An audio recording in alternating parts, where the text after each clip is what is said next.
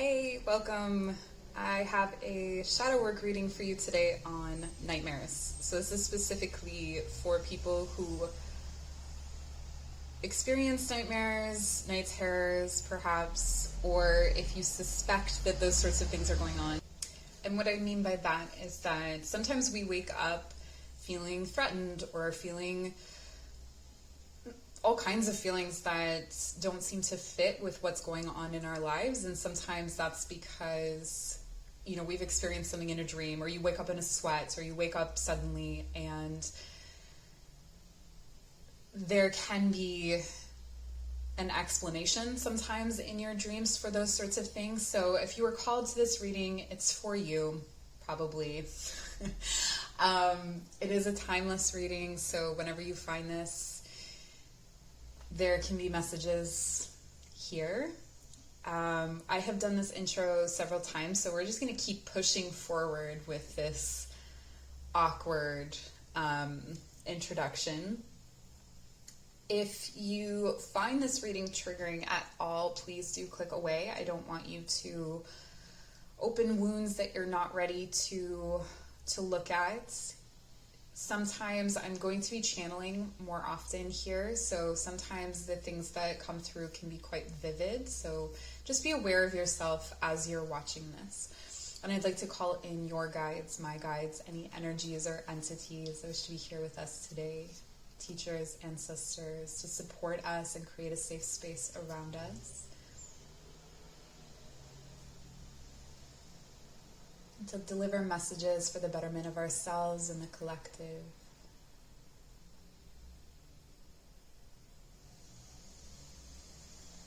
And so to bring us insights into our nightmares or our dreams, taking a deep breath in through the nose. Breathe out through the nose, grounding down. Softly open your eyes. You have 4 different piles to choose from. So pile number 1 is represented by this card here from the Dark Mirror deck. It's called Forgetting Oneself, number 17. Pile number 2 is Black Flower Fragrance, number 16. And then we have for pile number 3, number 24. Queen of My World.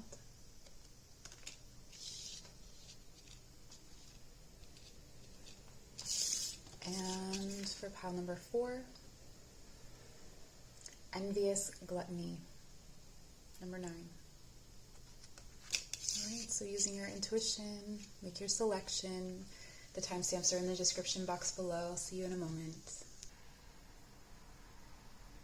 Pile number 1. You have Forgetting Oneself. This to me feels like both a chronic anxiety as well as a nightmare. You may experience situations where you feel formless or you feel like you can't remember who you are. There's a tremendous amount of confusion here, and there's this compensation that happens in your waking life where you may overcompensate for this nightmare by having a really fixed or formed sense of self or a really rigid sense of self. So maybe sometimes you come off as, and keywords are come off as egotistical or arrogant, but it's only because you are trying to balance this experience that you're having in your nightmares or in your dreams. Part of this feels like, because this is a shadow work reading, I do tend to pick up on childhood or past issues, and part of this feels like it's connected to maybe experiencing people with dementia or Alzheimer's in your life, so that there's this fear that's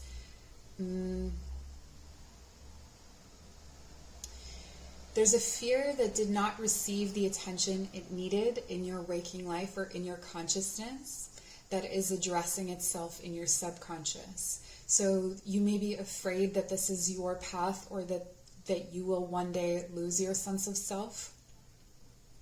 There may be this kind of inevitability to it that creates a fatalistic outlook on life. And yeah, I get that this comes out in your daily life as almost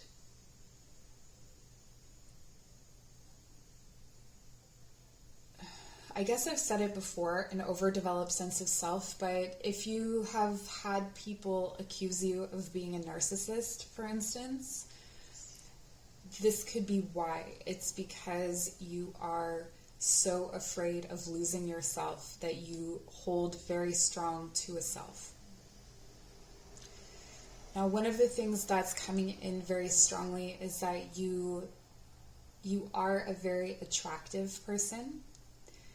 I feel like there is some other aspect to this where it could not, if it's not the dementia Alzheimer's thing, there's some level of fame or accomplishment, or it could be all of these different things, but there's some level of public persona that you embody that you feel does not reflect you, or you feel that people do not see you for who you really are, or that if they did see you for who you really are, they wouldn't like you, for instance, or that they would reject you, or that that your sense of self is based on what other people think of you. Now, keep in mind, this is a general reading, so everybody's going to be on a different timeline, because for some of you, I'm feeling like you are very progressed in this, in the sense that you know that this is an issue that you have and you're managing it. So I'm not necessarily telling you something you don't know.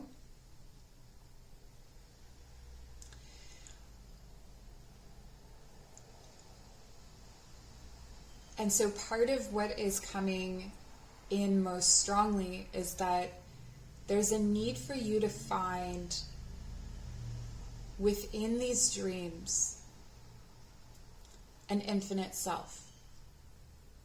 A soul, a spirit, whatever it is that you believe in, an infinite self. So you can create this infinite self out of anything. But this is, some people might call this the higher self. So you find your higher self and you allow this higher self to teach you who yourself is. And this higher self goes with you wherever you go. So it doesn't matter how other people see you. It doesn't matter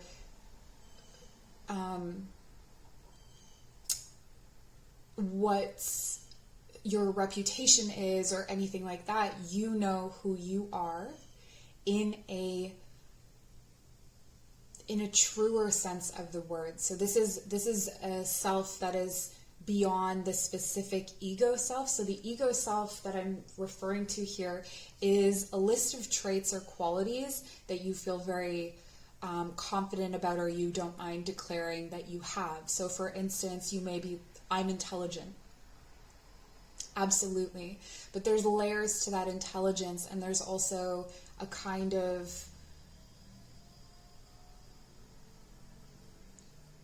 hierarchy when it comes to the more egoic self that I'm talking about, where the higher self is going to look at that intelligence as one of many gifts, or as, it doesn't mean that you're higher or lower than anyone else. There's no comparison, I guess is what I'm saying when it comes to that.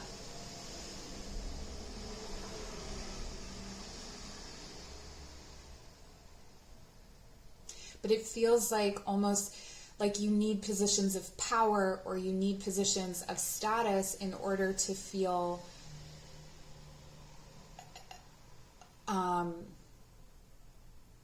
validated or assured, for instance. And then I keep saying for instance, I'm so sorry. And you're probably already, I just want to say, if you are still with me when I'm saying these things, you're a trooper. That is self-awareness right there. Being able to receive this message is I honor you for that. Okay. because I know that what I'm saying is not an easy thing to, it's not an easy thing to say to someone, but it's also not an easy thing to hear or to reflect on in ourselves. And this is something that everyone goes through, but what I'm seeing in your nightmares are not only a loss of self, but it's also this, it's in proportion. So it's almost like the more success you get in achieving a kind of notoriety or in achieving a kind of popularity, or the more attractive people think you are, the worse the nightmares get. Because they're the other side of the coin, right? They're the self, they're representative of the self inside, and the self outside is creating more and more high stakes, essentially, so the nightmares get worse. So what I'm going to do is I'm going to pull some tarot cards, and we'll get you some guidance. I want to say, you know, with the shadow work readings, often the things that I say at the beginning, sorry, I'm laughing because, anyway, okay. So the things that I say at the beginning tend to be hard to hear, but by the end, it's like the most comforting, beautiful messages, usually. Like, they're the most uplifting and positive of the messages that I get to deliver on this channel. So just keep that in mind. Okay. Whoop. So we have 11. Number 11.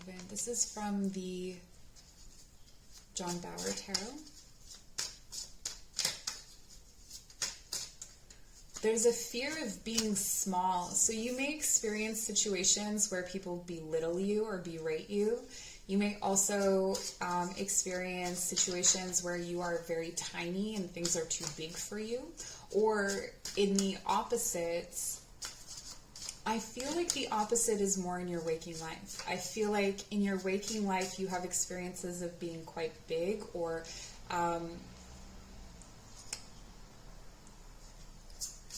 almost grandiose, like you move through the world with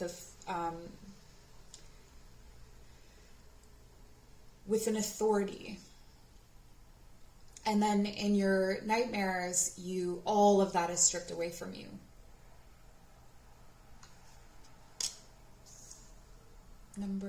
Okay, so we have the 8 of Swords. Yeah. There are some fairly troubling self-beliefs underneath all of this. So with the 8 of Swords,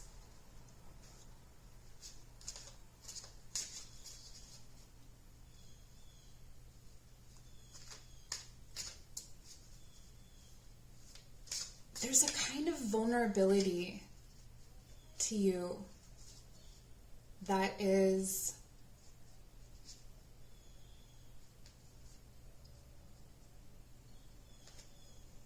it's like you created a second self. This could be the kind of experience where you walk through the world and you feel like people are really impressed by the mask that you wear.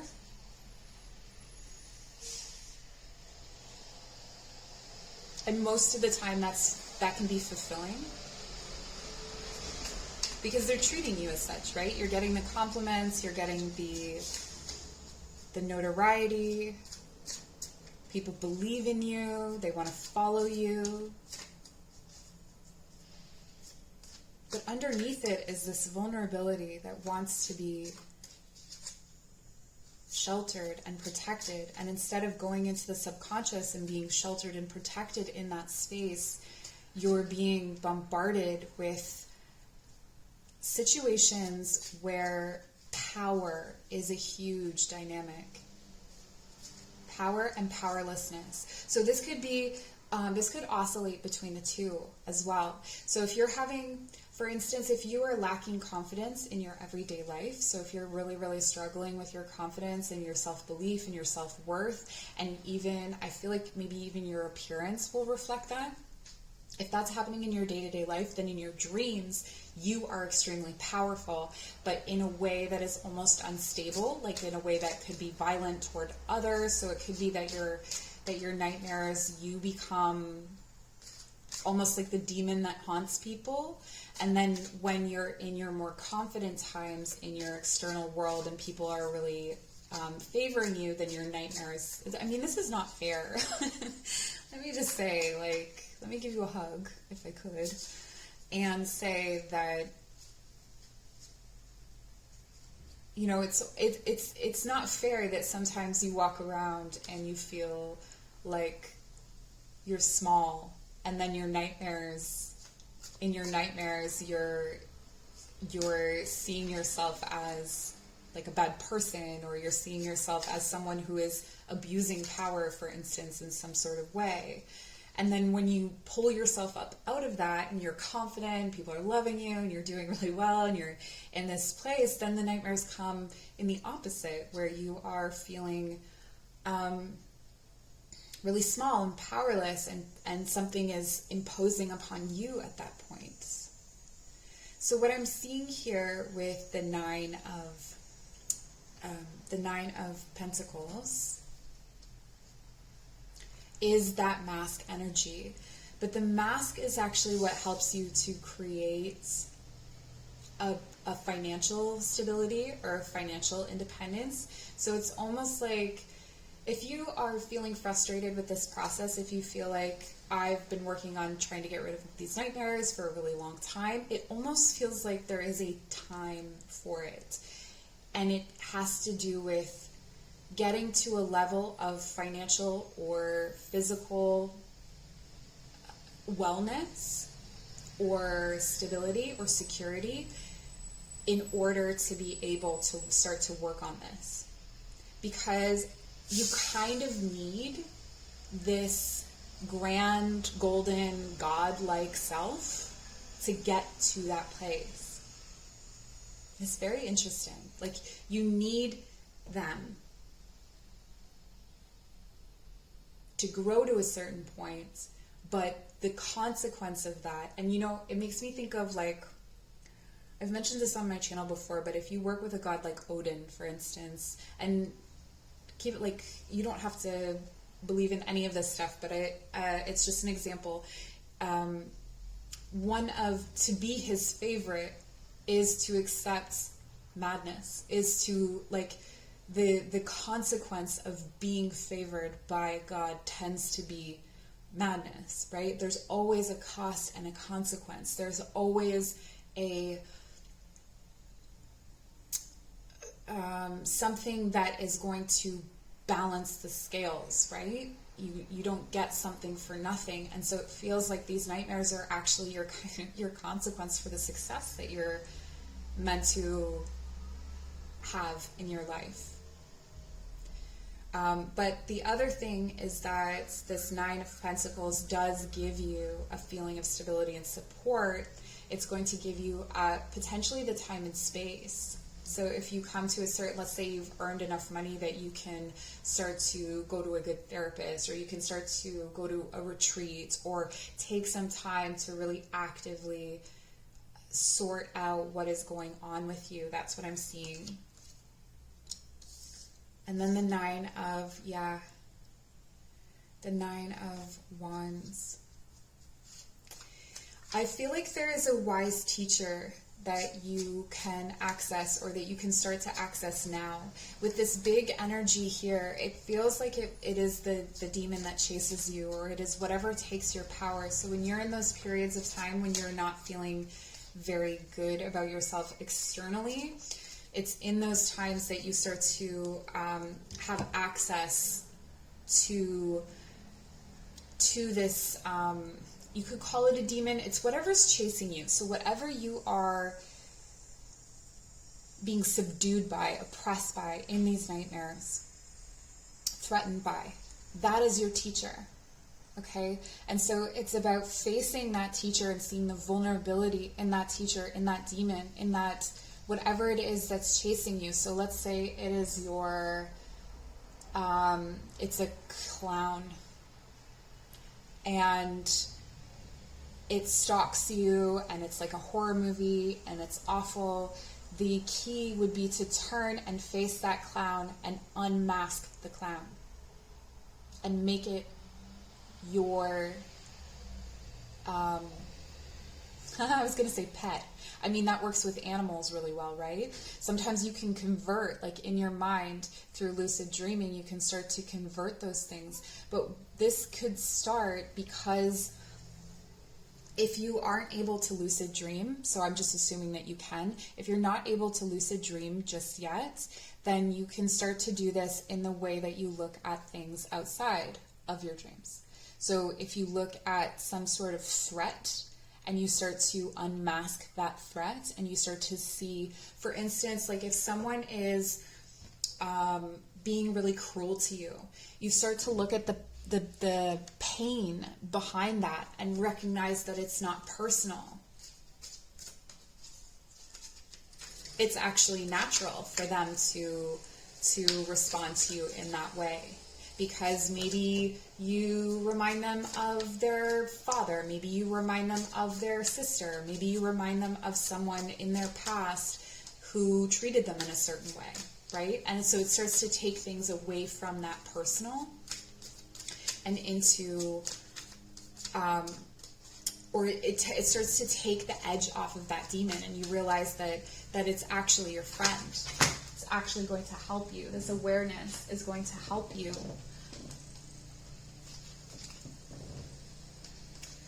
I feel like that's kind of what we do in cognitive behavioral therapy, right? So if you work with a therapist, it's that kind of thought conversion, like changing your perspective, changing the narrative. But there's a lot you can learn from whatever haunts you the most in your dreams, whatever is the most violent, whatever is the scariest. There's a lot that you can learn from that. There's something about dreams where you're just alone and you're just continuously fading in and out of existence. I feel like for that, it's something about needing to be known. So calling someone in to witness you or to see you. I feel like that's what you're longing for ultimately, is a witness. The Nine of Cups. Yeah, this is your wish come true, is at the bottom of this dilemma, of this problem. Like, these nightmares are showing you the imbalance within yourself, the imbalance in the power dynamic within yourself, and that perhaps some things objects in the mirror are closer than they appear, or farther away, or larger, or smaller. But there's a distortion there. So you're starting to see that distortion.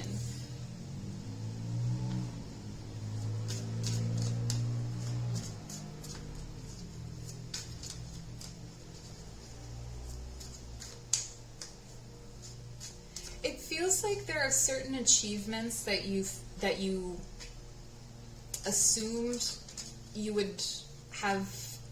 I don't know how to say this right now.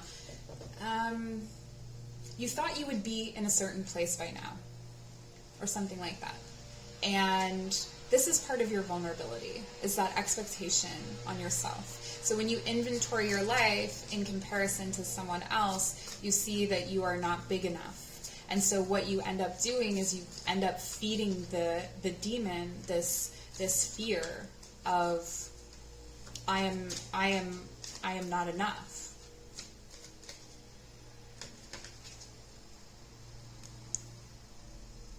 Yeah. There will be a time of rest. There will be a time to do this work. In times when you are called to sleep a lot, I feel like is the time when you can do this work the best. So it's not when you are in those times when you're feeling really good. It's actually when you're feeling, however it is for you, maybe depressed. That's when you are starting to see things as demons, not you as the demon. However, I feel like there is some work that you can do when you are feeling really good on the outside, when you're feeling yourself.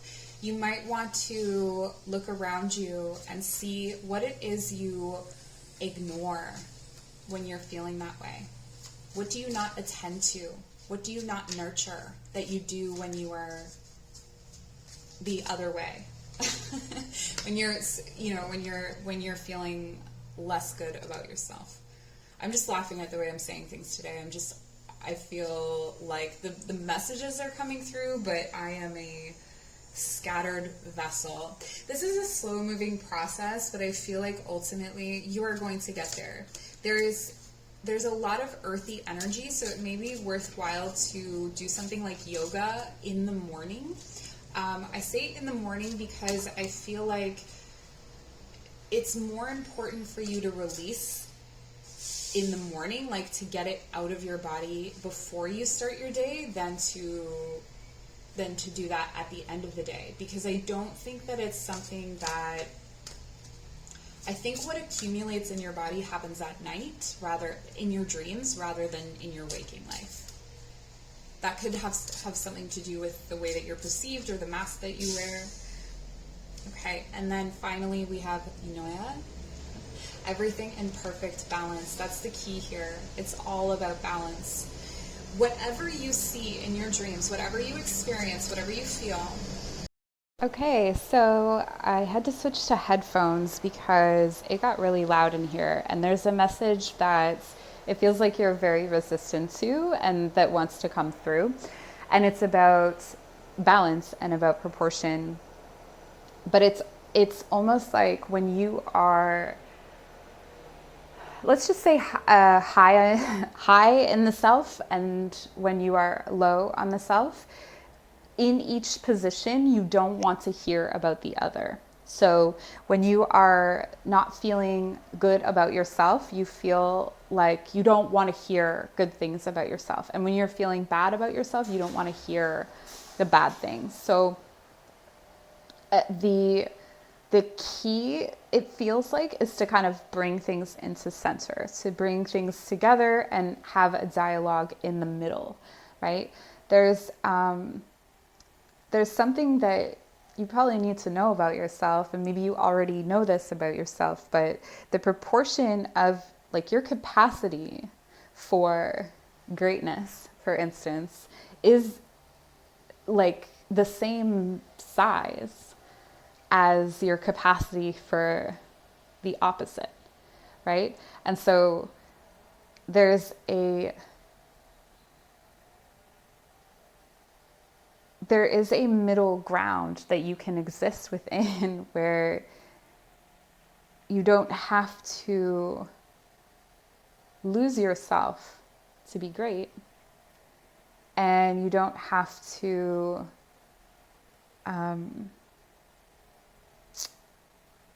punish yourself when you're not.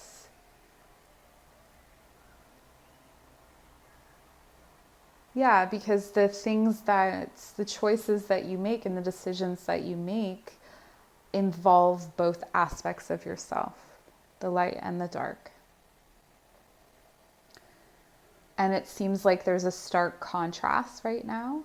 And so there are a few things. There are a few key things. So if you're going to do some dream work, here are some scenarios that I think will be really important for you. One, working with the land. Okay, so if you can lucid dream, and if you are able to find a landscape, maybe you go into that space through journey work, tend to some seeds, tend to the land. I also think in your waking life, it's important that you get active and that there's a lot to do with your body and processing. There's a lot of earth energy here. The other thing is to look for a 4-post bed or to place 4 posts or 4 objects. This could be 4 stones, so one on each corner of your bed, and create a kind of sanctuary, okay, for deep rest, and know that within that space you're safe, but it's a space of healing. Okay, so these would be nights when you are specifically knowing that you want to work on those things, and maybe you aren't conscious of your dreams through that, but it's the intention of placing these 4 objects or having a 4-poster bed and knowing that that whatever is outside cannot come in, so that it's just you processing what is your own and working through those nightmares on your own. But what that also does is that it traps that demon in that space, or that whatever is chasing you, whatever is going on in your nightmares, it keeps it in that physical space, so that when you wake up, you can clear it away. Okay, you can clear it away with smoke, you can clear it away with sprays, you can clear it away with intention, like visualizing lights, opening a window, sending it out. So there's a little bit of ritual that you could do. You don't have to. The other thing that I'm really feeling for you here is something to do with getting an animal. It's four-legged animal, could be a horse. We have a horse, a moose, could be a deer, a four-legged hoofed animal that is not a pig. Okay? That's all I know. But I feel like this is going to be really important for you. They're going to be a really important companion for you. So if you, if you've never done spirit animal work, you can go on YouTube, and there's lots of meditations saying, find your spirit animal, and you can do that kind of thing there. So that is what I have for you. Thank you so much for joining. I hope this was helpful. Please show your appreciation for the channel in whatever way feels right to you. My information is in the description box below. Take care. All right, so if you selected pile number 2 or black flower fragrance, this is your reading. The message that's coming in most strongly to begin with is about needing to eat rotten fruit. So needing to eat or consume something that is being offered to you that you are rejecting because it feels like it's rotten, it feels like it's gross, or it feels like it is something. It's almost like whatever happens in your dreams that you feel is unsettling is an invitation. And then when you have something like, so if you're offered like beautiful fruits, or if you're offered then that's the trap. And it feels like there's an inversion there of what nurtures, of what feels good, maybe sensually through your senses, and what is actually truly good for you. I think that there's something that your mind is trying to work out in these nightmares. Something that may help you is to, for this pile, I'm getting that there are, you may dream about bugs. There may be a lot of like maggots and worms and cockroaches and things like that. And one of the pieces of advice that's coming through is to actually try and shift into one of them. So if you are constantly being bombarded by, and it may not be bugs, some people experience this with spiders, are spiders bugs? I don't know how to define that, but snakes, whatever it is that is alarming you. It's almost like you allow them to cover over you. You just surrender to it.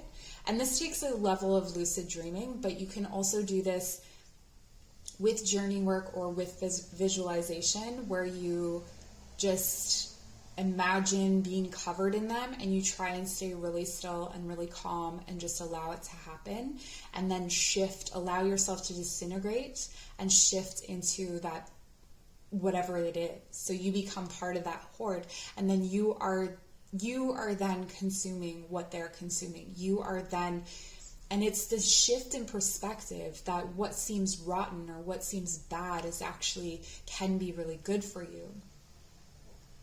And vice versa. And vice versa, which is the key as well. That what you feel is really good for you. This is almost like how this may be affecting you in your waking life is that there may be a disconnect between what you're feeding yourself. So maybe for instance, you have it in your mind that, you know, you need to have almond milk. Like you quit drinking dairy milk and started drinking almond milk, and you have it in your head that this is what is good for you, right? So you put it in your smoothies, you put it in your cereal, and actually the almond milk isn't good for you. Like, but you wouldn't be willing to accept it because it was the healthier choice that you made because you're lactose intolerant, for instance. But maybe you're intolerant of this almond milk as well. So it feels like there's a need to inventory the perspectives you have on what is good and what is bad, and what is good for you and what is bad for you, and start to work with that. So however these nightmares are coming through, they feel icky. Like, I feel like there's some kind of underlying guilt or shame associated with them. What could this be about? Like some kind of underlying belief that there's something wrong with you, or that you're not doing something right, or that you are there, that there's something off about you. And it's almost like these things that you have determined are good help you to believe that there isn't something wrong with you. So there could be a hyperfixation on something. I'm really getting a hyperfixation on something that you think corrects that feeling. So for instance, people do this with work. People do this with exercise. You know, it's like, I am worthy because I put in, you know, I self-sacrifice at work, and, you know, I do this, that, or the other thing. And it's like putting an assignment of value onto yourself that doesn't actually correct the feeling of shame, because it's still coming out in your nightmares. There's still something that's fundamentally off. And I just want to say, because I said this in the first pile, that, you know, shadow work readings tend to be really hard at the beginning, but they end up being the most like positive and lovely messages usually at the end. So if it gets hard, but like if it's triggering, click away. But if it's not too hard, like if you can hear this, stick with me, because there's going to be more, and it's going to help, I think. I believe. So yes, there's definitely this kind of infestation energy here as well. So like something that when it comes in, it's very overwhelming. This could also be like voices in your head, not actual literal voices, but you know how we say, like, my mother is the voice in my head. It could be like opinions that come in, and they are, these opinions transform in your dreams into these little bugs, and they crawl all over you, and then you get consumed by them. And that's just showing you, it's representing for you, you know, what's going on around you. So that's about silencing those voices, or just not giving them as much room or space to speak, or to create your truth. We have the 5 of, so being surrounded. So much about being surrounded, being attacked, being consumed, maybe even eaten yourself. And whenever this comes up, it's like, what is the opposite of that? Or what is the thing that you can utilize in that? And we have the 2 of Wands.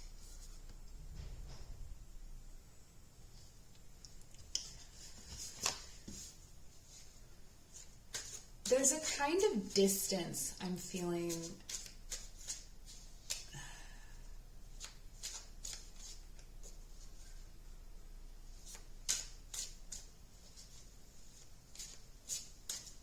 It's almost like feeling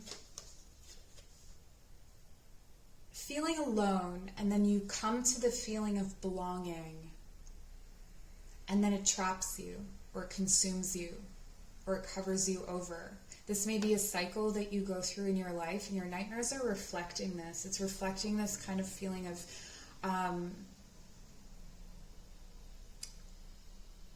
maybe you made a plan and you went somewhere and it was like, oh, the plan's working, you know, I'm surrounded by the right people, or I'm in the right situation, and then it swallows you.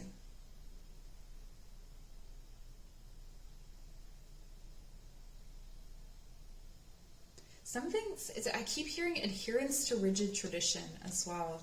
So I don't know what that is exactly talking about yet. Adherence to rigid tradition. And the Five of Cups. Okay. Oh, okay. So in your dreams, your subconscious has set out on a journey to reunite you with someone who has passed on. Someone who you have had a connection with in this incarnation.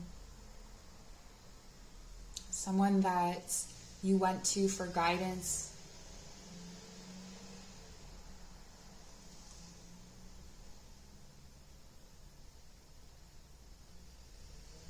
It could be that you're following some kind of tradition or some rules that this person followed, but what I'm being told is you're kind of misinterpreting those rules, or they were following those rules because at the time that's what made sense, but there's a need to adapt those rules. So you may be following, for instance, in the footsteps of your grandparents, and they did things a certain way, and you're trying to recreate that way, and you feel ashamed of yourself when you can't do that, or when you deviate from the plan, or you remove yourself from the plan.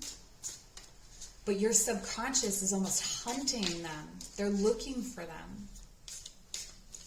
And so you get into these situations, it's like your subconscious takes you into these isolated situations where you then get consumed before you can even find them.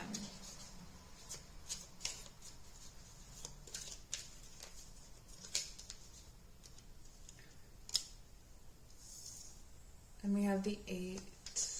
We have the 8. We have number 8. This is the Jon Bauer Tarot. If I laugh a lot during this, it's a weird, I can't explain it. I'm not laughing at you or the situation at all. It's just this weird, like, tick I have when doing these readings for some reason.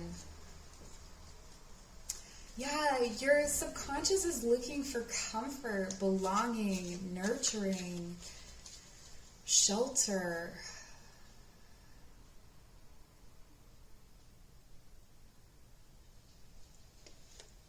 There was a lot this person did for you in terms of safety, in terms of maybe even feelings of belonging. And the hunt for them turns up. For some of you, you may be re-experiencing a situation as well, whether you know it or not. You're re-experiencing almost like a trauma, or it is a trauma, but something that you have, like you replay it over in your mind as if you want to change it, or this was something that you did, and then it basically retreated back to your subconscious. So recovering that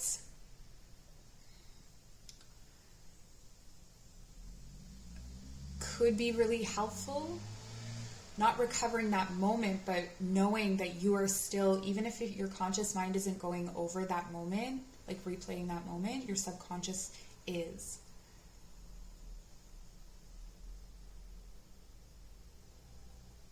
And this is like where, you know, you're on a journey in your dream. You come to this place where it's been promised that you are going to meet, you know, your grandmother, for instance, and And then what you end up needing is something that consumes you, or something that feeds on you. And so this is actually guiding you to stop hunting.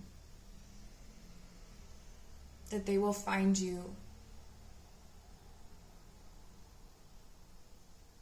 And that you can't change the past. You can't change history. There's a need to move forward here. So one of the things that may come up for you is this obstacle of being consumed that we were talking about earlier, or being covered over. If you start to dissolve yourself or transform yourself into whatever is consuming you, transform into that, then you are able to walk away from that situation. You're able to progress. So let's say you're in a heap of beetles or something, and you transform into a beetle. Then you, as a beetle in that heap of beetles, can just start to walk away, right? And then maybe you shift back into yourself later, but you've walked away. You've overcome that particular challenge. It's almost like that's what's happening, is that you keep meeting these like fear factor like challenges. It's like, I've been thrown into a pit of snakes, and if you don't figure out how to get out of that pit of snakes in a way that is meaningful, that's not what I want to say. It's like if you just wake yourself up, for instance, you didn't get out of that pit of snakes. In your mind, you're still there. And so it's about getting out of that. And the best way to get out of it is to transform into it. Okay, so to clarify the Two of Wands, we have the Five of Wands. And we have the Temperance card for the Five of Wands. Three of Blades for the Five of Cups. And the Eight of Cups. Yeah, there's definitely something or someone that you love that your nightmares want you to walk away from, and instead you're holding on to it. It's like you're letting life or these thoughts consume you so as not to let them go. My heart is with you.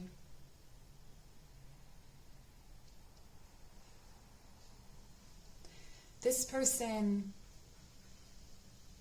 or this situation had this feeling of not only comfort and shelter, but also of something sacred, something you could believe in, something that was solid, that completed things, that made things make sense. And it's really been hard to make sense of life ever since. And the problem is that you cannot make sense of life in the way that you are, because you're in this trap. But if you are able to move out of this trap, then you're able to move on and figure those things out yourself. So fulfill those things that the other person fulfilled in you. So an example of this is like, my father was a great teacher. You know, he was the greatest teacher. He just was the best at it, and no one else could teach like him, and he taught me so much, and da-da-da-da. And then internalizing that and saying, well, I'm not the teacher that my father was. But you're not giving yourself the opportunity to be that, because you're still looking to him to be that, to show you the way. And I do feel like you actually have access to being shown the way by this person or by this situation, but only in releasing it. Right? With the Eight of Cups, this is walking away from something that you love. Full cups, full love. moving on doesn't mean that you don't love. In fact, it's honoring the ones that we love to go on and to thrive and and it's honoring the situation. So if this isn't a person, it's something that was very meaningful to you, very emotionally important to you, that died. Essentially, it no longer was in this reality, and in hunting it and seeking it, it's actually disrupting the balance that is needed to move on. So I'm getting here that there is a figure. This could be an angelic figure if that's something that you connect with, or is some kind of spirit guide that is, how do I put this? It's the kind of guide that lingers in corners, okay? So for those of you who have Brian Sprouts fairies, we're talking Glankaner here. And that kind of entity or energy shows you how you deceive yourself, shows you how you are blinded by your own lust, or you are blinded by your own desires, or that you have projected something onto yourself, again with that, I can't be this because this person was that kind of thing. And so there's this, I want to say that they're cloaked figure, a cloaked figure, a shadowy figure that lingers in corners, and it can help you. So if you're able to kind of develop that relationship, maybe if you're lucid dreaming, to call upon this person, to ask for help in this situation. The other part is that transforming and dissolving, but you do have access to that. In terms of animals that may be able to help you, I feel like you are going to find the energy of whatever it was that you lost in bear. Okay, bear is the number one thing that's coming through here. There isn't anything else. Even when you're looking at, it's like coyotes attacking this man in the woods, you can almost feel like bear comes in and they disperse, right? So this is the companion you want to bring with you. With the Three of Blades, there's a need to, this is a card of heartbreak. And I feel like it's you and them and your future.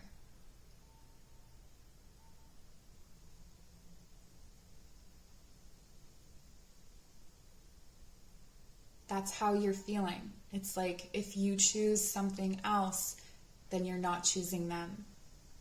But that's just the illusion, right? So in this situation, if you have an incident where you are seeing this person or you are in this situation, it's about walking away from that thing that you love and trusting that it will be there.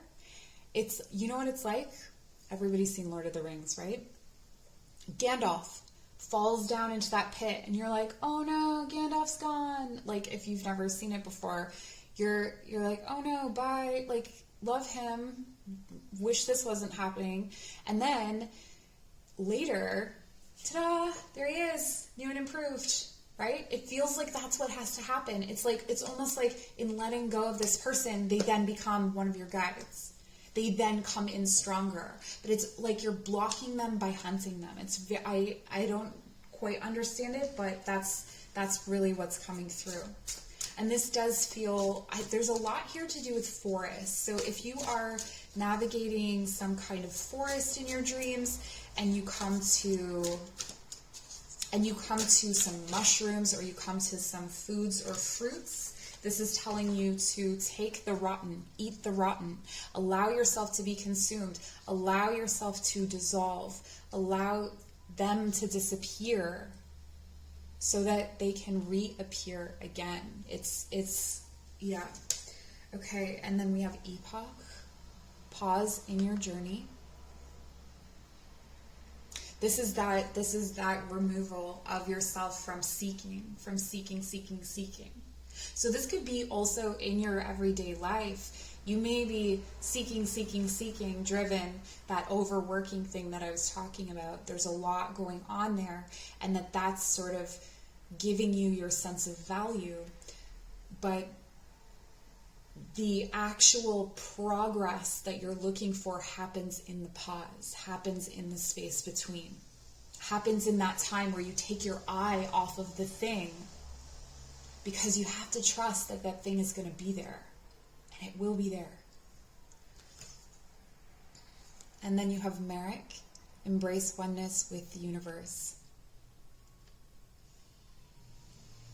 Yeah, this is really, again, for me, it's like you're walking through a darkened wood and there's no shoes, feeling your feet on the earth, and the earth starts to pull you in. And rather than resisting it and going, no, I have to keep moving forward, let the earth pull you in. Let yourself be pulled in. Let yourself be consumed. Let yourself transform. I'll just be repeating myself after this. So I'm super grateful for you being here and for sharing this time with me. If you would like to book a personal reading, all the information is in the description box below. Show your appreciation for this channel in whatever way feels right. And we'll see you very soon. Take care. All right, if you selected pile number 3 or Queen of My World, this is your reading. This is a tricky one.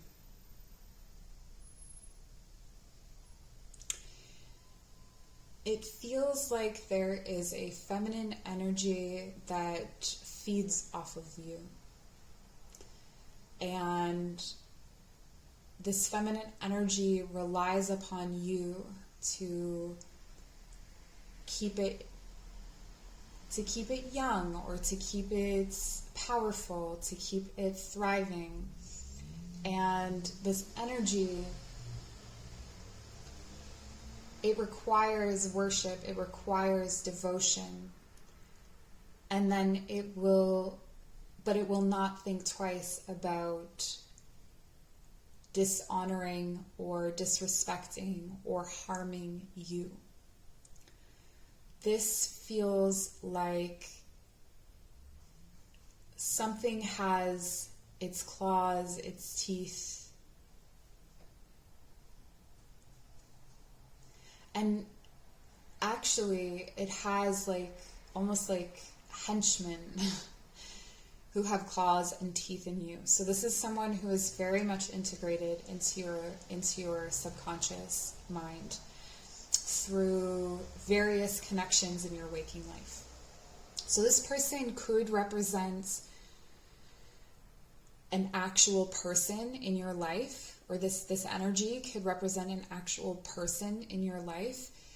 It could also represent a person that you have experienced in a past life, or some kind of other entity that is extremely powerful.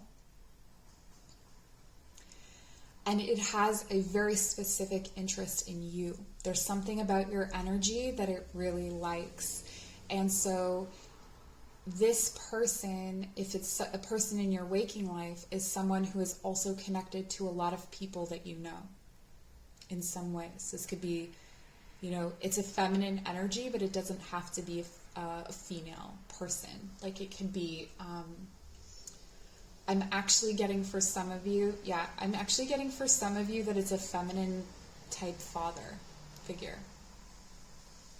that is very, very interested in the energy that you give them, and they are extremely connected to you. So if it's a father, for instance, they're connected to your siblings, they're connected to all of your relatives, but maybe they also are connected to your friendships, connected to I feel like their reach is wide. This could even be into your work. Like this is where this energy is so enmeshed in your life that it's connected to almost every other connection that you have in your life in some way. And if it's not, it will try to be. And one way that it will do that is that, so again, if this is an actual person, examples of how this might happen is that they will or something that may be happening in your nightmares. It may have a lot to do with social media or the way that you are being seen or perceived or spoken of on social media. So this person, if you are not pleasing them, if you are not feeding them with the energy that they require from you, they will then throw poison through all of those links, right? All of those links to other people. And so this is where this could also be actually something that is physical. For some of you, I'm feeling like this is something that is within your body that does this, where it will overload your nervous system or overload. I'm getting something to do with blood though. That's why I was getting a bit of family, something to do with blood. There's something where this feminine energy, this could be something that came in through the female line, or this could be something that came to you through a feminine as well. There's this poison that gets sent through. So if you're not feeding it, it sends poison back toward you. Even when you are feeding it, there's residual poison, but you are accustomed to it. So this is something that you are dosed with, essentially, and have been for a very long time. I feel like this could also be an energy that was attached to one of your parents or someone before, so you almost inherited it at birth. So this could be something, a feminine energy that's attached to and feeding off of a parent of yours, and so they just kind of latched onto you, and then they preferred, as time went on, they preferred your energy, so now they're more connected to you than they are to them, for instance. So this is something that I'm also hearing it hatches and lays eggs. So this is something that reproduces itself. This is something that, this may be resonating with you with some of the imagery that you experience in your dreams, but when it comes out most fully is in reflection. So when you are looking at yourself and when you are looking at others, there is almost like an overlay of this feminine energy. It's like you cannot see anyone without seeing an overlay of this feminine energy on top. So for instance, if it's that situation with the father figure, you may meet a new person and you want to get to know this person, you're interested in this person, they're interested in you, and you get to chatting and you are hearing their stories and you're really, vibing, and then the way that you are receiving their story is somehow filtered through this energy. Like you can't see the world without almost like this feminine energy as a film over your eye, or when I was a kid, I read this story about an Inuit woman, I believe, who cut her cataract and then she could see, which really sticks with you, let me tell you. So, well, now you know. So if that really sticks with you, I'm sorry, new nightmares. This could actually be related to your nightmares, but there's this film, and it's imperceivable. It's something almost invisible, so you don't really know where the threat is, but it feels connected to absolutely everything. So we're going to get you some advice on this, and just keep in mind that with these shadow work readings, they can start out pretty heavy. They can start out fairly difficult, with things that are kind of hard to hear or hard to process, and if it's not feeling right to you, definitely click away and come back when you are ready. Maybe save the video and come back when you're ready. But usually it ends very well, in the sense that you've got some advice, you've got some really positive things coming through, because the key to a nightmare is that it's indicating something that needs a change, something that needs to shift, something that has been sent to your subconscious mind that your conscious mind is not aware of. And the nightmare is just really trying to get your attention, right? And so once you've turned your attention to it, you can start to transform that energy. Wow, I knew this card was going to come out in one of the piles, because this for me is such a nightmare card.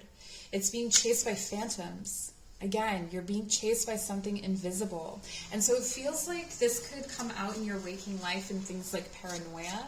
It could come out in, and I'm not talking about like clinical level paranoia. This could just be like kind of being suspicious or really cynical of people, especially. This really affects your relationships. There's also this kind of primal sense about it where you are sensing a primal threat and respond accordingly. So maybe physically or mentally you find yourself responding as though you are being threatened in some kind of way, or like you're being hunted or chased, definitely chased, but you can't see what's chasing you. And you don't know what is connected to this feminine energy, so that even when you find a safe place or you feel safe, you still don't know what is connected to them in that space. So there's something here about starting to reverse the flow or find a way to block that poison from coming into you, or of sending, and honestly, this is going to sound so cheesy, but it feels like you have to send love. It feels like you have to send love, because love is going to override or overwhelm that system. That system does not know. This feminine energy is like a system, and it doesn't know how to receive. So in sending that love, and love doesn't have to be attached to any kind of action. It can just be holding it in your heart space. And when that poison starts to come your way, you send love through that same vein, and it pushes that poison back into the host, right?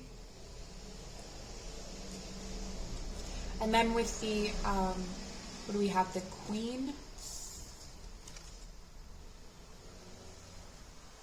of Pentacles. Okay, so this feminine energy is deeply connected to your independence and your stability, your ability to feel sovereign in your own skin. So something else that is going to be really important for you, and I would highly recommend journey work, honestly, because I think this is going to be, it sounds like a lot, like this entity or this energy is very connected to you in your waking and dreaming life. But, okay, it may feel like you don't have support that isn't connected to this person. Like if you were to disconnect, if you were to send that poison back to them, and not even sending the poison back with your own poison, but just sending back what they gave, but doing it with love. Look at the support that she has around her here, right? These are strong earthy energies that are there to support her, to protect her. So there's actually a whole community of people available to you in your waking life that are beyond this old support system, if that resonates with you. The other thing I'm seeing here is that there's something, this is the Two of Cups. So this is a card of union, partnership, love, like partnered love. And the Two of Cups is such a beautiful energy. It feels like you're trying to dream of someone. And this, again, with the overlay, there's someone maybe that you love that you are seeing through this film, this filter. And so when you're dreaming of them, you can dream of them only so far until they become the thing that haunts you. It's like whatever is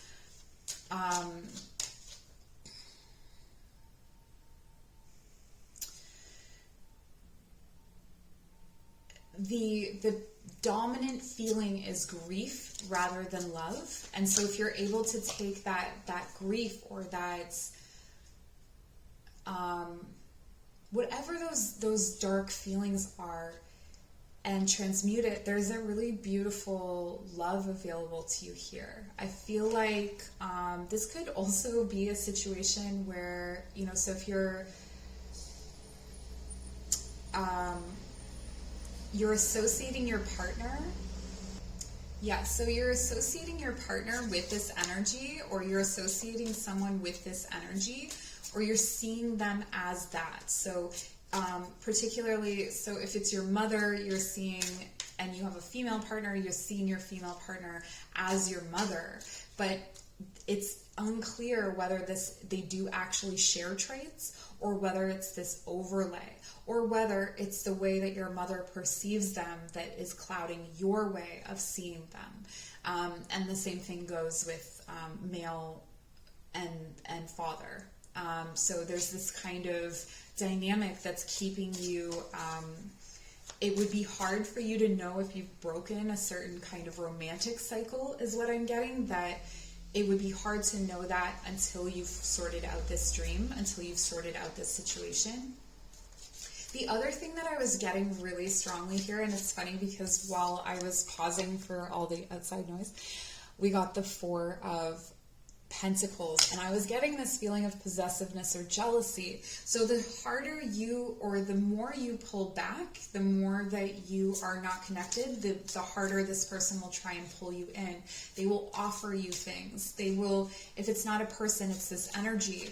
This energy will become so attractive and so magnetic because it doesn't want to lose you, right? It needs you, is how it feels. So there's this, there's almost this warning about, also in your romantic relationships, holding on tightly to something that is, formless. It's almost like the ability to perceive the difference between what is phantom and what is tangible is really, really key here. What is in your head and what is real? And the thing is that this energy is in your head, but it's also connected to things that are real. And so that's where it gets confusing. But if you're able to kind of find a way to sort those things,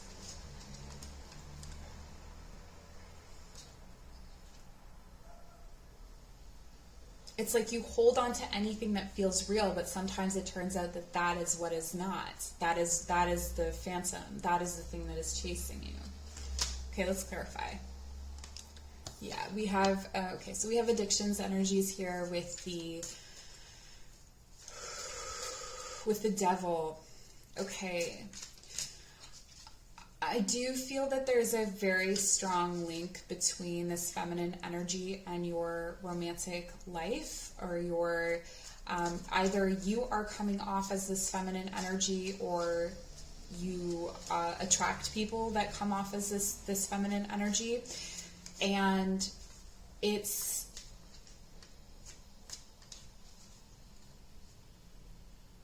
holds you by contract, right?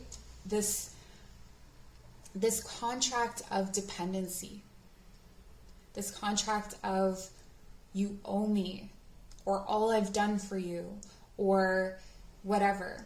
And it's like, if you're able to say, you're right, you've done so much for me, but I need to do this on my own, with love, regardless of their response. That is that power that starts to break that contract.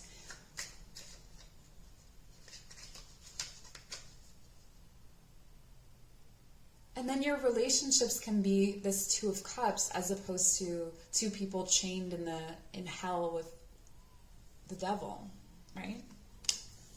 This could also indicate that you are coping sometimes with these dreams by using substances, and that is masking your ability to find sovereignty. So for instance, if you are drinking a lot and then you're going to sleep, you are feeding the demons, you're feeding the this energy. She wants you to drink.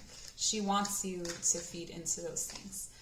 She wants to keep that contract your entire life. She has no interest in losing your connection, right? This is not something you can ask her to dissolve. So if this is a person in your life, you can't depend on that person to change or to see that they're doing this to you. It's on you, right? Okay. Wonderful. Wonderful. What I'm hearing is if you're being chased, let them chase you. Let them chase you away and just be gone. Just go away. If there's a threat of, I won't give you money anymore, or I won't support you if you make this choice, walk away. Start this new beginning. The Fool's journey is the entire journey through the major arcana of the tarot, right? It's this journey that's born in ignorance and naivety and innocence, but it's the most important step. And he steps off the cliff and the dog goes with him willingly. So a reminder that you can have companions on this journey. I feel for you that there's something about a romantic partner or someone like a friend, but it really does feel like a romantic partner who, death energy, okay, who actually in spirit can be called upon for this dream work or for journey work. So they may, this person could be very spiritually evolved, and this could be a person that you are thinking is this energy, right? Because you have this film over your eyes. So it's like if you are able to see or call upon that person for comfort, if that person makes you feel comfortable or safe when you call on them in your dreams or when you call on them in a vision, then it's likely that they are the person that I'm talking about. And this partner can help you through this journey. So where some people, you may also have a dog. What else? A dog. Yeah, a dog in terms of animals to help support you in your dream work. That's what I'm seeing so far anyway. And then with the Five of Coins, again, this is walking away from something that you know will feed you, something that you know is comfortable, something that is like, this is the comfortable church, the comfortable place where you can have a bed and food to eat. And this is taking the Fool's journey out, putting yourself out in the cold from the situation where this is like completely entangled in your life. And so walking away from that. So one of the things that you could consider in your dreams or in your vision work is not going into the comfortable place and letting yourself sleep on the street, or taking the hard path, or taking, it's not even the road that you haven't chosen, it's the road you didn't even see was there, right? Because this energy didn't want you to see it. This energy has a contract. It is attached to you. Another thing you might want to check into is feeding your demons. I think you can Google it. I'm not sure who the name on it, but you can start to pull this out as a demon and then create an ally out of them. That would be really helpful, I think, for you. And then we have the Tower. So this is about disruption. This is about the bottom falling out and everything falling apart so that it can come back together again. I also get a really strong sexual energy here. So there could be someone in your life who you have really vivid sex dreams about. And so this isn't necessarily... for some of you, what I'm getting is that you have a really vivid, amazing sex dream about them, and then it descends into a nightmare. So it's like you come, and the moment that you come,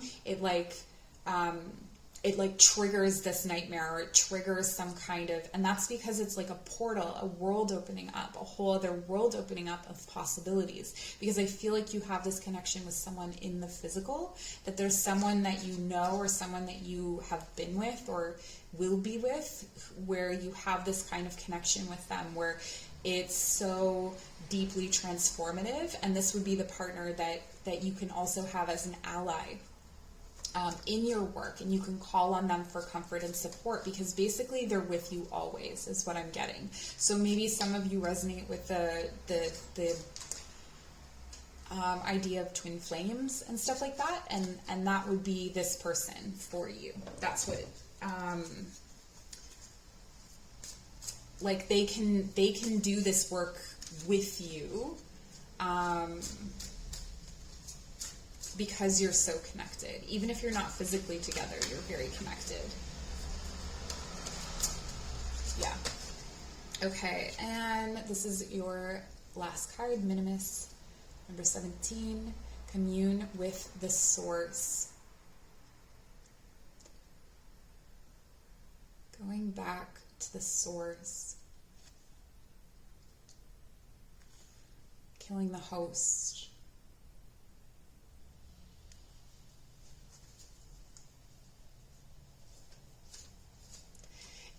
For me, this feels like it's not about killing that connection necessarily. So if it is your family, it's not necessarily about not having your family in your life. It's about how they're in your lives and how you feel about that and how you are obligated to that. And so within the dream world,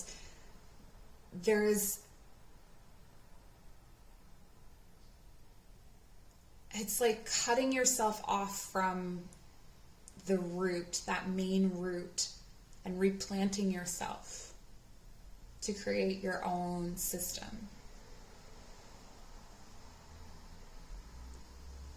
There is a lot here to do with and I don't know where I'm getting this from, but it really feels like working with the earth is important. There was this in a different pile, but it was more like the work was important. For you, it's your hands in the soil, I'm getting.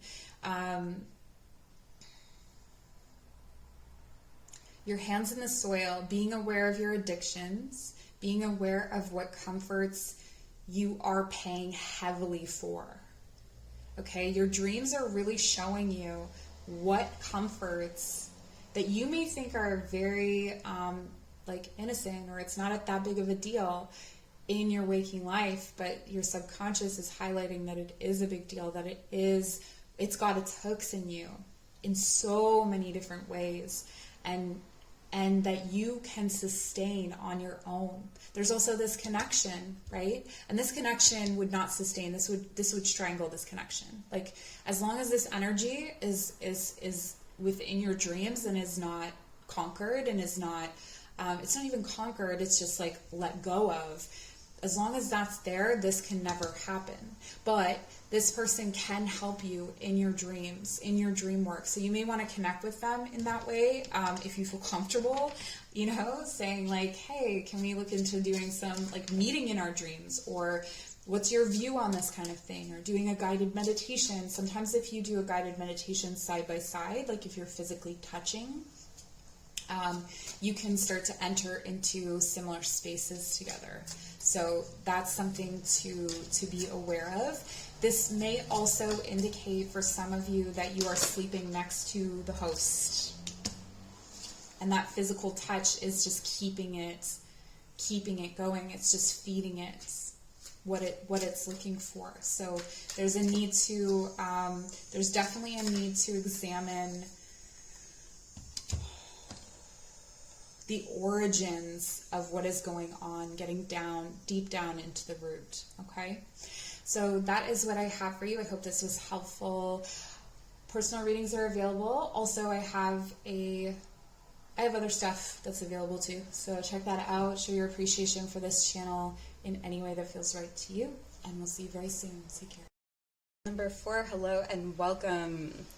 This reading has been really, really good, but it's been interrupted and loud and very interesting. So for me, anyway, you chose the card Envious Gluttony.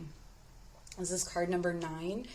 And the sense that I'm getting from this is that there's some kind of situation that reoccurs in your dreams, in your nightmares, that has to do with lack, that has to do with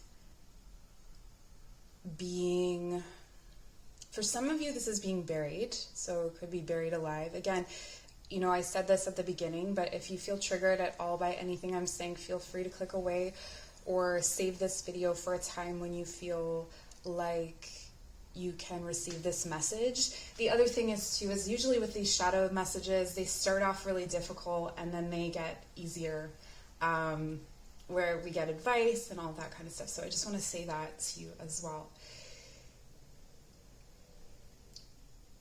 This is really like, unlike some of the other nightmares that we've seen today, this feels more like less grotesque and more, you almost get there and you don't. Like you are walking across a bridge and like finally at last you're about to come to some kind of finish line, and then the ground drops out from underneath you, or you fall, there's like a landslide, or there's something where the earth underneath you just collapses. And this could be a metaphor, of course. I mean, we're in the realm of dreams, right? So everything is sort of, even what is actual is metaphoric in a way. So just work with me on interpretation. And if this doesn't sound like your dreams, then try one of the other piles or a different reading.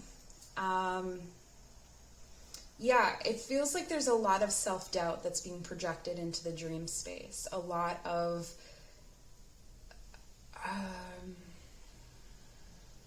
this almost would come off as something like, you know, having a lot of bravado or having a lot of ego about something, like, I'm really good at this, like almost being self-defensive of, I'm really good at this, but that's used to mask an insecurity. Like underneath it, you have this doubt of yourself. And so what's happening in the dream world is that doubt is the thing that is covering you over, or halting your progress. So this could also be things rising up from the earth. This could be like a wall that's in the way, or a stone, or like a boulder kind of thing. It's a lot of earthy stuff. Like I'm not really seeing that there's anything, like it's not water that's in the way. It's earth. And so I feel like there's something about your financial security. Yeah, it could be physical health as well, where this is, okay, so if it's physical health, this is where you get very close to breaking through on something and then it kind of collapses. So for instance, if you're running and you've broken down the certain, I've never done this, but I've talked to enough runners where they talk about there's these thresholds. That's what it is. There's these thresholds. So much of your dream world and your nightmares has to do with these thresholds where you're coming up against this threshold and you make it through many of them, almost all of them, but you're just kind of at the end, and there's that last one that's tripping you up. You tell me, but I'm feeling like it can be fairly uncomfortable to be in your own skin. Sometimes, not for all of you. I'm not getting that all of you are necessarily like jealous, or some of you may be. I mean, we're all jealous to an extent, but I mean in like in a big way. But there is this feeling of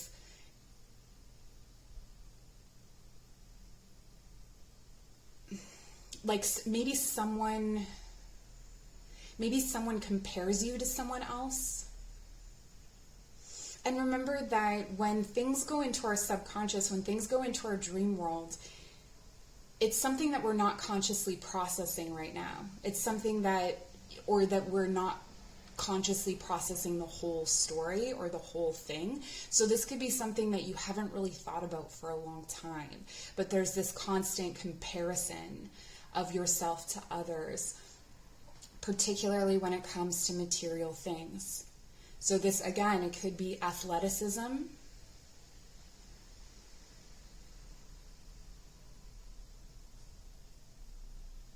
Yeah, and like for someone, I'm getting something about like the way that someone rows a boat. Like it's a legacy to row in your family. And so you are like the second best in the family at rowing or something. But there's kind of, maybe you experience more barriers, or maybe it's just that you're built differently or whatever, but you're still really good. It's just that that little bit makes the difference. Like, I feel like it makes the difference for either you or someone around you. That's why I'm saying it's not for everybody that this is necessarily in your nature or in your character to be jealous. It's more that, or to be comparative, it's more that it's around you a lot.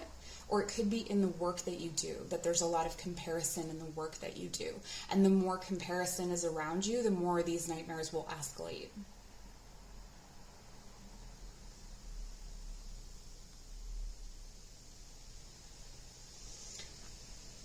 There's a sense here that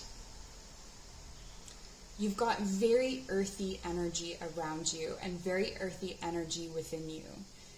And what that means is that you have the ability to be grounded, but I feel like you also have the ability, because you are so grounded, you have the ability to sink into the ground or sink into maybe darker spaces and to feel quite heavy. There's a need to bring light into that space. There's a need to bring light into the dark. So if you are able to lucid dream, or if you're doing journey or vision work, I would bring like matches with you or a torch or something that can light up the dark spaces. I think what you're going to find in this place, because shadow work is all about uncovering the mysteries of our mind, if you will. And I feel like what you're going to find there is not as scary as you think. It's probably like a cheerleader named Jennifer. I was about to say Jessica or Sarah or Brittany. You can tell how old I am by the names I'm using. Okay. Oh, wow. Okay.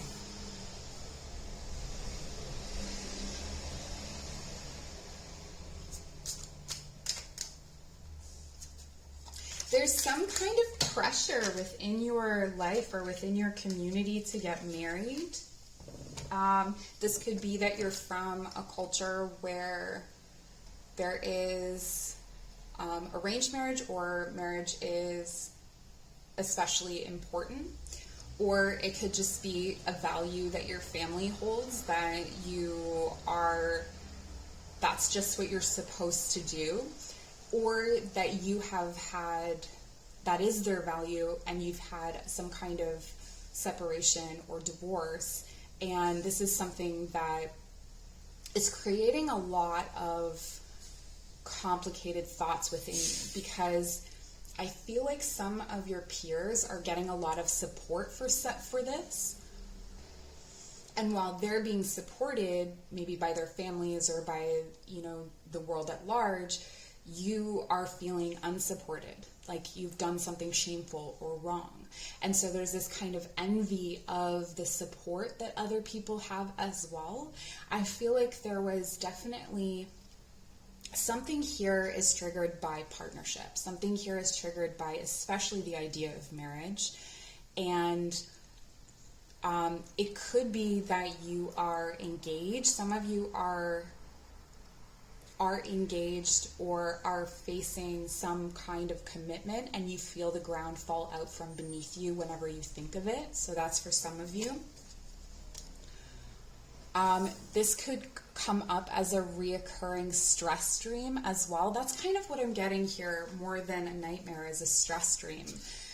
The difference being a nightmare tends to have more demons, like it tends to have more amorphous beings, and I feel like your nightmares seem to be a lot more based in reality. You may just be a more realistic kind of dreamer.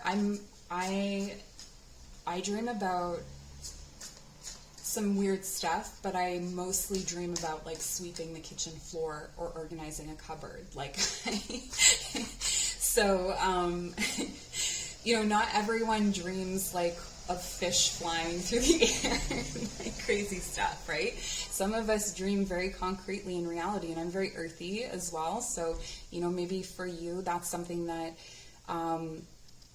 that is relatable. But with the Four of Cups, it's like abandonment here as well. It feels like you're not getting the support that you need, and so these dreams are really highlighting that. So you may have recurrent dreams where you're not getting the support that you need, but in more extreme circumstances than the ones that you have in real life, potentially. Not always. Sometimes people can't really show up for us in really, really big times, right? Okay, and you have, wow, okay. Yeah, there's a pressure here to have babies, to get married, to fill certain roles. And I feel like that pressure, whether you engage with it externally, so for instance, if you are, like, you may say outwardly, I don't agree with marriage. You may actually verbally or outwardly disagree with something, and your family knows, the people around you know, I'm not going to have children, I don't want to get married, something like that. But subconsciously, you're still trying to please them, I feel. Like, it's like your brain is playing through scenarios to please other people. There's some kind of perception of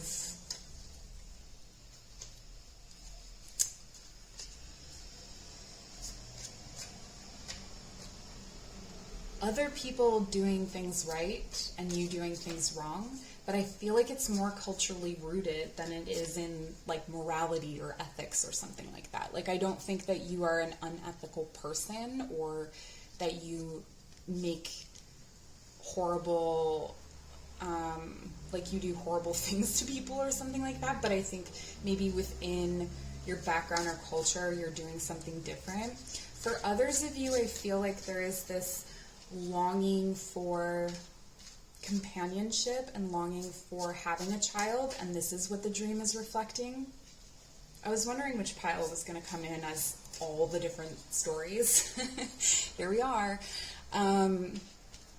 Yeah, so there's this green-eyed monster, but it's U-shaped, and looking at people who have marital happiness or people who have children, and you're looking at them thinking, you know, I've done everything right, why don't I have this? And then in your dreams, you play through this scenario where whatever you want is not, it's just not available. It just doesn't, it's nowhere to be found. But in fact, it's actually standing right behind you, which is the kind of interesting thing here. So if you are able to lucid dream, or if you're able to, even by listening to this, it shifts your mind's perspective, right? So the next time you go into a certain dream, you have these thoughts or these cues that I'm giving you, or that you get from other areas in your life, and that will help to inform the outcome of things. The Hermit. Okay. This is very interesting. So, there's some aspect of yourself that really wants to be alone. I think that there's an aspect of you that really wants to be with people, but you have to be alone because of this overwhelm of comparison, or whatever this is, however this is resonating for you, this overwhelming idea that you can't have something. And so it's like you shut yourself off. I feel like you're a tap and you've turned yourself off emotionally from, you know, partnership, friendship, anything that, you know, take it how it resonates. It'll be different for all of you because there's a lot of different stories coming in here.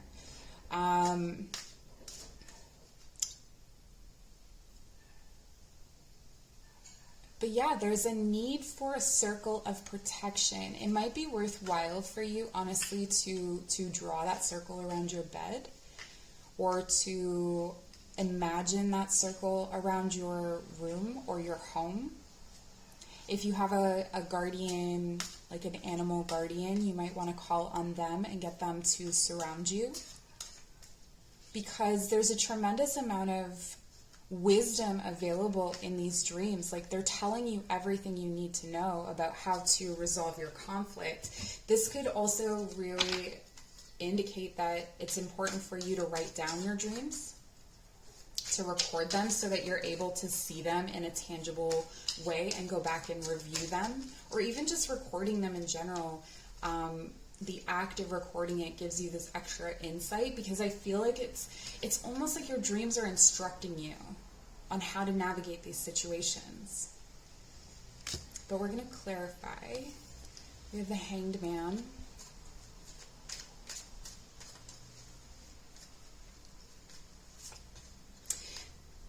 The time of lack.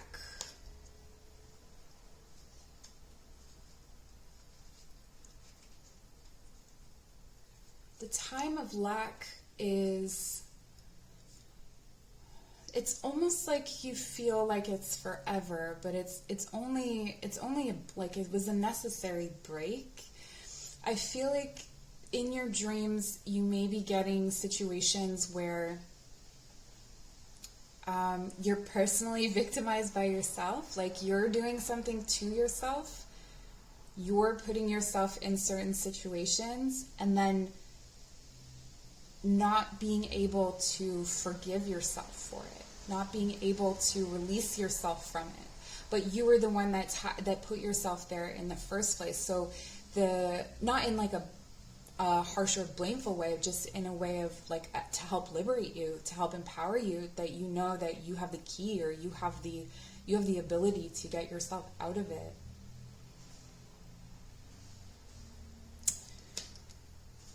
What else do we have? The Eight of Coins.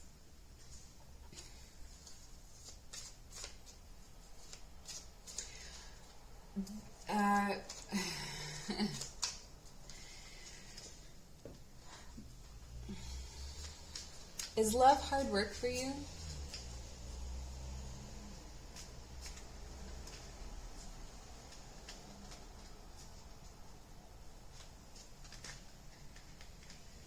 I feel like you're actually very skilled at something that you think that you're not. Or it's like undervaluing yourself, or undermining your gifts and abilities.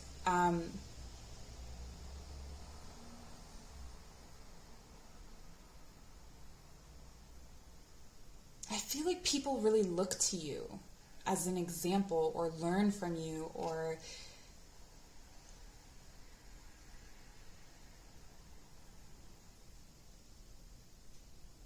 but there's a sensitivity to that one person who doesn't believe in you. And I think it's an amplified history. You know, it's something that's from before that is just echoing forward, but it isn't necessarily reflective of some kind of current truth.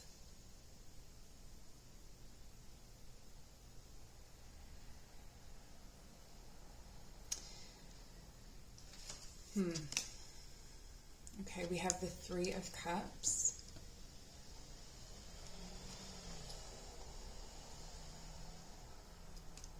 And Justice. This is a lot to do with marriage. We don't have the Hierophant, but there is a lot here to do with marriage and to do with relationships, commitment, celebrations, weddings. Weddings may be a common trigger for these nightmares. Or that feeling of standing up in front of people. There could be public speaking issues here, although that's not for all of you. That's definitely for some of you.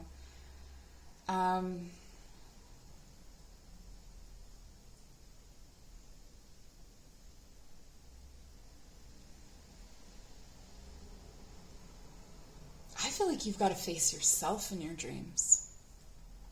I feel like there is a second face here. There's a reflection that we're not seeing in the water. There's a reflection that we're not seeing that is key and pivotal. And that reflection is the version of yourself that tells you that you're not enough, that's internalized things from the past and is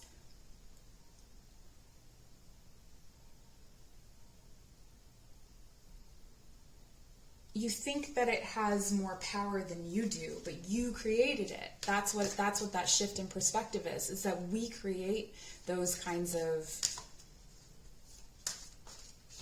things in ourselves. And so just as we created it, we can take that life away. We can change that script. We can make it, this would be about becoming friends with yourself, of balancing the scales. So that would also mean that you are bringing some of the qualities that have been buried inside of you, which I think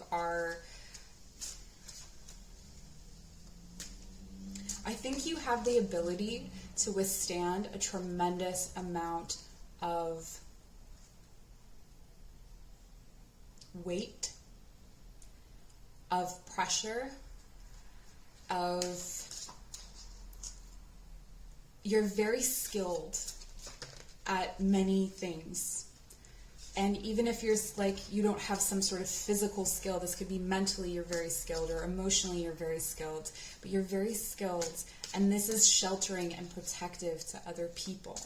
And so it's like when you are looking at yourself as the victim of this, you are disempowering that strong person that everyone else sees, and you're not providing that to yourself.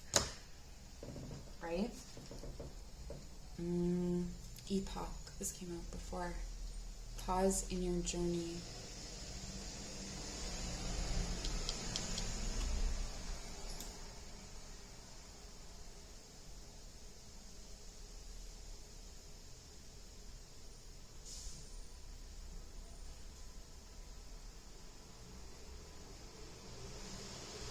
If a lot of things are coming at you, I don't get a lot of chasing energy here, but if there is chasing in your dreams, or if there's something coming at you, if there's some sort of thing that you would normally avoid, or it's like letting it pass through you. That's what I'm getting.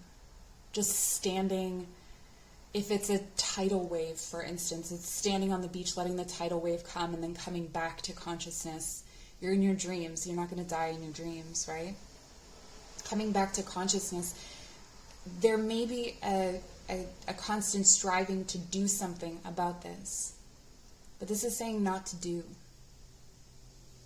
This is saying to be, which I know is the most frustrating message ever. I totally get it. But there's something like...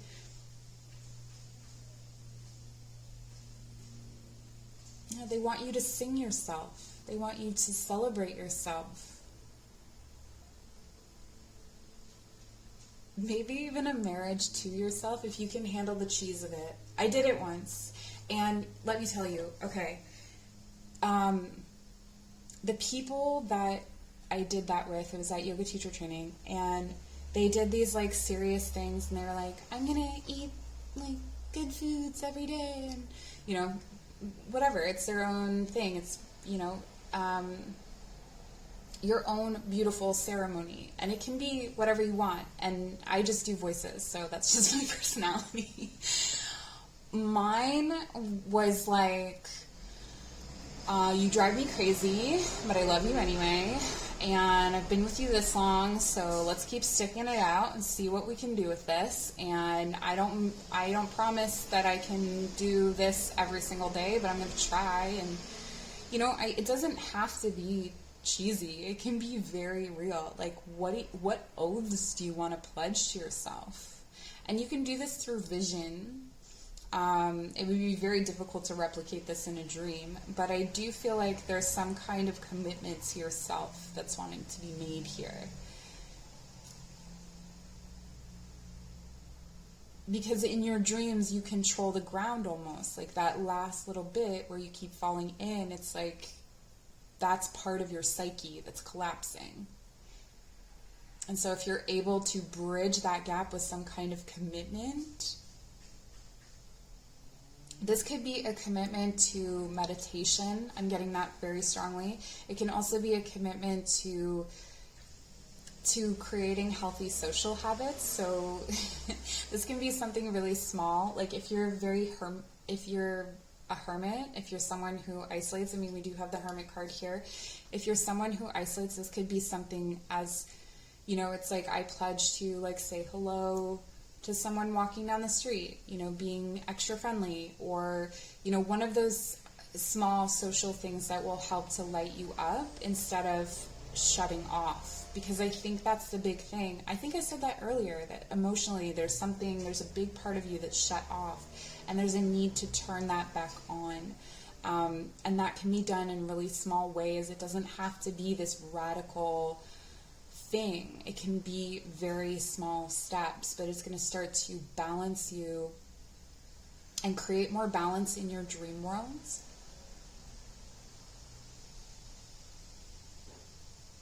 I'm seeing if there are any animals that are present for you, but I don't see any. No animal guides for you. No, this feels very about the earth, about the woods, about the mind as well, the intellect. So feeding your mind, paying attention to what you're feeding your mind, not just before you go to sleep, but what you're feeding your mind in general. If you think of your mind as like it digests things just the way that you would do healthy eating, you know, are you consuming a balanced diet in that way?